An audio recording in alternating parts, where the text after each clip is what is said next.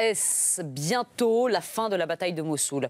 Les forces irakiennes sont dans le cœur historique de la ville. Cela fait 3 ans que Daesh a pris le contrôle de Mossoul. Et ces images sont terribles. La ville est en ruine et notamment la vieille ville. Les islamistes, des centaines, sont retranchés dans un tout petit secteur d'1 km². Édouard Dufrane, vous êtes l'envoyé spécial de BFM TV. Vous êtes aux portes de Mossoul, aux côtés justement des forces spéciales irakiennes. Et je crois, Édouard, depuis quelques heures que c'est très chaud, que les bombardements sont massifs ce matin.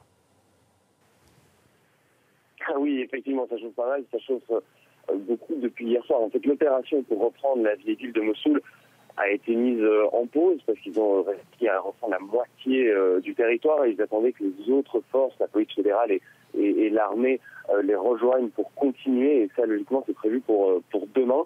Mais depuis hier soir, il y a une forme de contre-offensive de Daesh, des djihadistes, dans un quartier qui est à l'ouest de Mossoul, en périphérie. Hier soir, on nous parlait d'une dizaine de cellules dormantes. Aujourd'hui, on parle de beaucoup plus, mais des chiffres qui ne sont pas encore confirmés. Et 2 bataillons des forces spéciales ont été redirigés depuis la vieille ville vers ce quartier pour tenter d'en reprendre le contrôle. Édouard, est-ce que les dégâts dans Mossoul sont apocalyptiques? Les civils parviennent-ils à fuir la ville?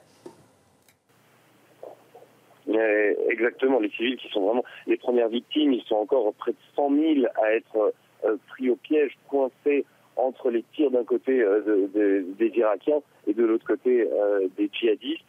Et les destructions, effectivement, sont phénoménales. J'y étais hier toute la journée.